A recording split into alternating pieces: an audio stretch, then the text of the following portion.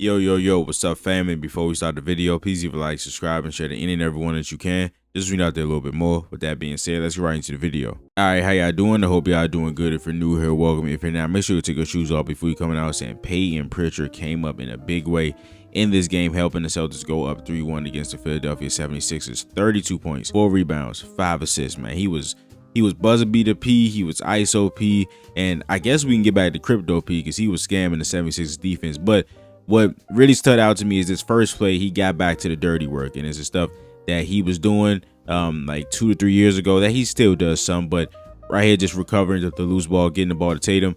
Tatum gets it out to Vucevic, but he was a really good offensive rebound, especially for his size. He gets put back there. All right, so the Celtics go to 77 action. 77 is just 2 on-ball screens. So we got the first one by Jason Tatum, and the second one by Luka Garza. We got Drummond in that drop cover. So if Luka Garza has a good screen, which he does most of the time, is completely shields Justin Edwards off that, Payton Pritchard's going to get a wide open 3, and he does. And if it ain't broke, don't fix it. Celtics go right back to 77. 1 screen by Tatum, 1 screen by Nikola Vucevic, and then they get the switch right here. So Pritchard is going to attack Dominic Barlow here, and Vucevic is going to go to the paint, so there's no chance of these two switching back. So now Pritchard can draw the mismatch, and something that I've noticed about Pritchard, obviously we've seen him use that shoulder of depth so much, even a guy being like 6 foot 6'1", being able to move guys like a foot taller than him that weigh a lot more than him with that shoulder is impressive.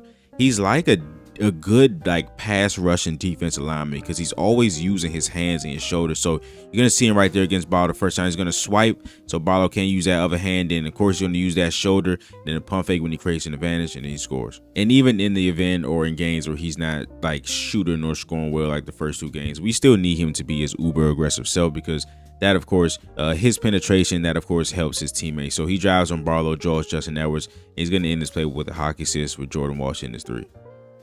And again, buzzer beater P, man. Shot clock cheese, keeps those legs churning as he goes past Embiid, and I don't know what the hell that is. And of course, we got to have the ISO P mixed with the buzzer beater P. This regular season, Payton Pritchard was just one of the best isolation scorers, flat out, whether you go by points per possession, you go by effective field goal percentage. He just has it all in his craft, his skill, his toughness, and his strength in these areas makes him really special. He resets on Quinn Grimes in a tween cross, just got Quinn Grimes' feet looking like he tap dancing, but not enough to get over to contest. And of course, I talked about that shoulder depth, just him being able to push off of guys 50 pounds heavier than him or a foot taller than him. He is one of the main candidates of guys that play bigger than his size.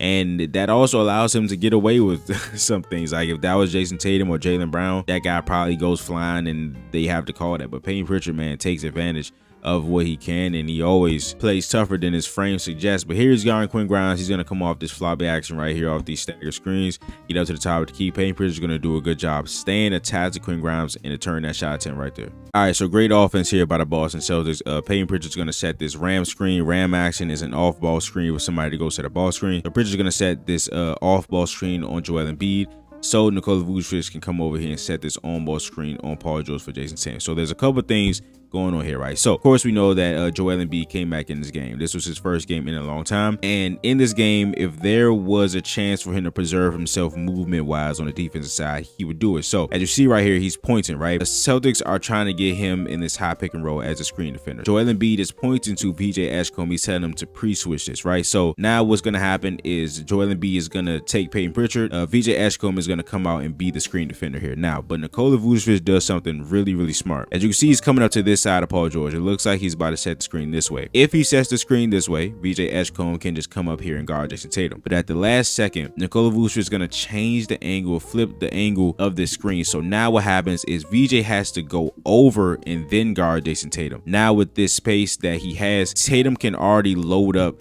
the pull-up, which means that VJ has to come over there.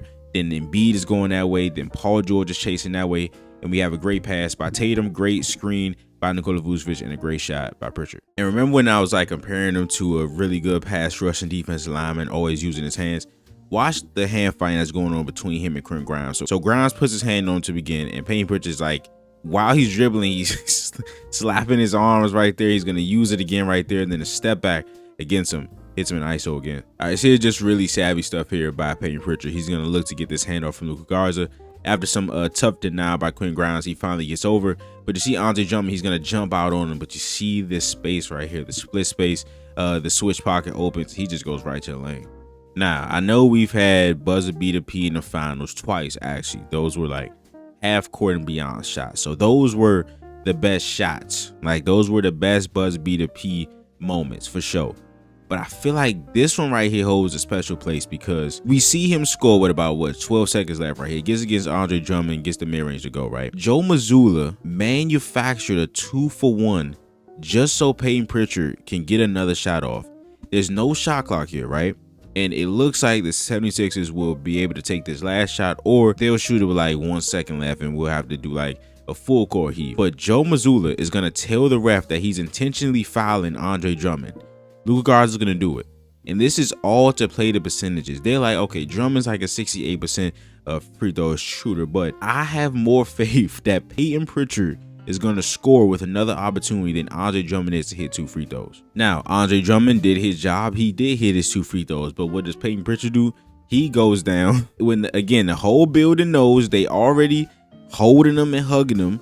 He gets double teamed. Everybody else on the other team, on our team, is open, right, by the way, but they're double teaming him up the floor and he still gets fouled. But that is a video. If you enjoyed it, please leave a like, subscribe, and share it in and everyone that you can. Just so you know I did a little bit more. Now we'll see you guys next video. This is Nick. Peace.